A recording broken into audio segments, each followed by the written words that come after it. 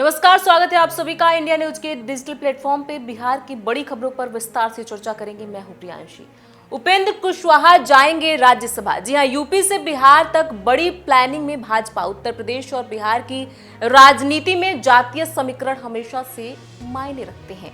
लोकसभा चुनाव 2024 के चुनाव नतीजों को देखें तो संविधान बदलने, आरक्षण पर संकट जैसी चर्चाओं ने विपक्ष को बल दिया, तो वहीं भाजपा को करारा झटका भी लगा है। इसके अलावा जातीय समीकरण बदले तो नतीजा भी बदलता दिखा है। खासतौर पर उत्तर प्रदेश में समाजवादी पार्टी की अवध और पूर्वांचल के इलाकों में जीत के पीछे गैर यादव ओबीसी नेताओं को बड़े पैमाने पर टिकट मिलना भी एक वजह है।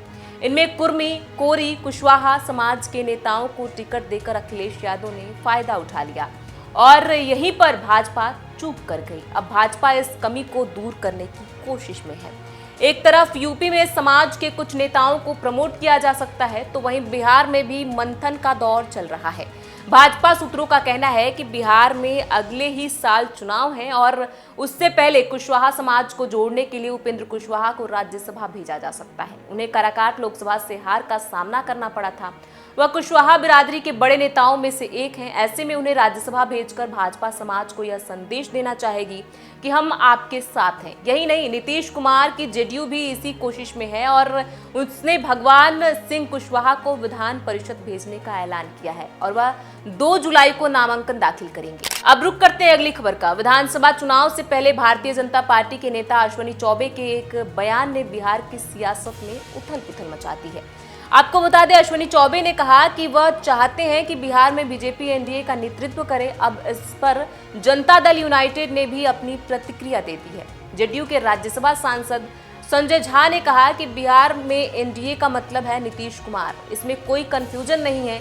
लोकसभा चुनाव के नतीजे आने के बाद बिहार बीजेपी अध्यक्ष और राज्य के उप मुख्यमंत्री सम्राट चौधरी और विजय कुमार सिन्हा ने बड़ा ऐलान करते हुए कहा है कि हम 2024 का विधानसभा चुनाव नीतीश कुमार के नेतृत्व में लड़ेंगे। अश्विनी चौबे ने कहा, मेरी इच्छा है कि भारतीय जनता पार्टी के नेतृत्व में एनडीए की सरकार बिहार में बननी चाहिए।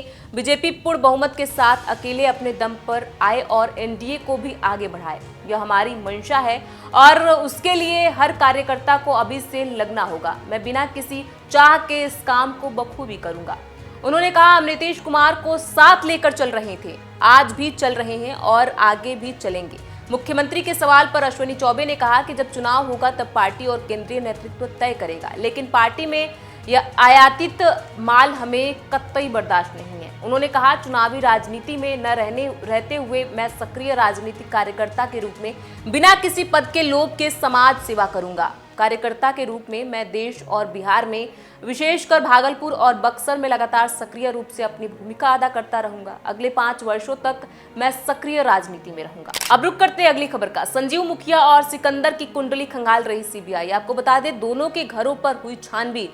नीट पेपर लीक मामले की जांच कर रही सीबीआई की 2 टीमों ने बुधवार को 2 अभियुक्तों के घरों का मुआयना किया और उनके परिजनों से बातचीत की। एक टीम कनीय अभियंता सिकंदर प्रसाद यादवेंद्र के समस्तीपुर के विथान थाना अंतर्गत पुसाहो स्थित पैतृक घर गई। सीबीआई की दूसरी टीम ने पेपर लीक मामले के मुख्य अभियुक्तों में एक संजीव मुखिया के नालंदा जिला के नगरनौसा प्रखंड के भूताहाखार गांव पहुंची और जायजा लिया। सिकंदर अभी जेल में है। सीबीआई ने उसके परिजनों से बातचीत की और उनके बारे में जानकारी प्राप्त की। इसके अलावा आसपास के लोगों से भी उसके बारे में जानकारी हासिल की। यह भी जानकारी मिल रही है कि रांची स्थित सिकंदर के शानदार मकान में भी सीबीआई की टीम पहुंची। यहीं उसका परिवार रहता है। परिजनों से सिकंदर के पृष्ठभूमि के बारे में पूछा गया। संजीव के गांव पहुंची टीम ने उसकी मां से काफी देर तक पूछताछ की। उनसे संजीव के कामकाज, उसकी संपत्ति, परिवार और बाल बच्चे के बारे में जानकारी हासिल की। यह भी पूछा कि क्या उसकी तबीयत पिछले दिनों खराब थी। आसपास के लोगों से भी संजीव के बारे में बातचीत की गई। पेपर लीक कांड की जांच में पता चला है कि कांड के आरोपी प्रभात रंजन, आशुतोष कुमार और मनीष कुमार संजीव मुखिया के ही गांव भूतहाखार के रहने वाले हैं। फिलहाल ये तीनों गिरफ्तार नहीं हैं। इनके घरों में जाकर जांच टीम ने बारी बारी से पूछताछ की। प्रभात रंजन पटना के खेमनीचक स्थित लर्न एंड प्ले स्कूल का संचालक है। इसी के स्कूल को अभ्यर्थियों को प्रश्न पत्र और उत्तर रटवाने का मुख्य केंद्र बनाया गया था। इस स्कूल के पास में ही वह बॉयज हॉस्टल भी चलाता है। उसने अपने मकान में आशुतोष को किराया दे रखा है। अब रुक करते हैं अगली खबर का। बिहार में दर्दनाक हादसा, नहाने के दौरान पोखर में डूबने से 4 बच्चों की मौत। जी हाँ, गांव में अब मातम पसर गया है। किशनगंज जिले में बुधवार को दर्दनाक हादसा सामने आया है, जब प्रखंड के आराबाड़ी थाना क्षेत्र के आराबाड़ी गांव में बुधवार की दोपहर 2 बजे बरसाती पानी में नहाने के दौरान डूबने से 4 बच्चों की मौत हो गई। मृतकों में 3 बच्चियां शामिल है। हादसा गांव से महज 200 मीटर की दूरी पर आराबाड़ी कब्रिस्तान के निकट हुआ। सभी बच्चे रायपुर पंचायत के रहने वाले थे। पीड़ित परिजनों के अनुसार आराबाड़ी गांव में बुधवार दोपहर चारों बच्चे आराबाड़ी कब्रिस्तान के निकट जमे बरसात पानी में नहाने के लिए गए थे। इसी दौरान चारों पानी में डूब गए और उनकी मौत हो गई।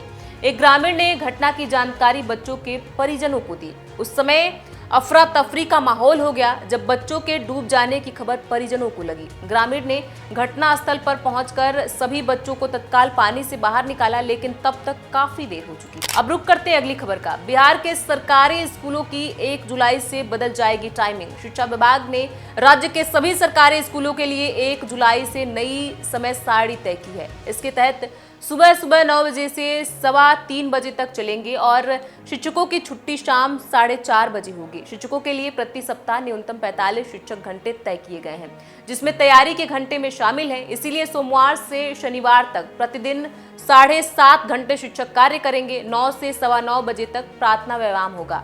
शिक्षक स्कूल 10 मिनट पहले आएंगे। इसमें विशेष कक्षा में भाग लेने वाले बच्चे शामिल होंगे, जिनकी छुट्टी 4 बजे होगी।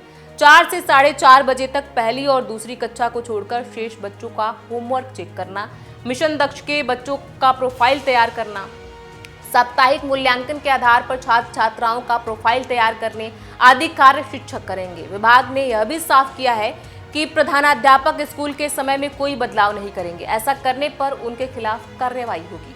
बिहार की बड़ी खबरों पर ऐसे ही विस्तार से चर्चा करते रहेंगे। इन खबरों पर आपकी क्या राय है, हमें कमेंट बॉक्स में लिख के जरूर बताएं। बहुत बहुत शुक्रिया।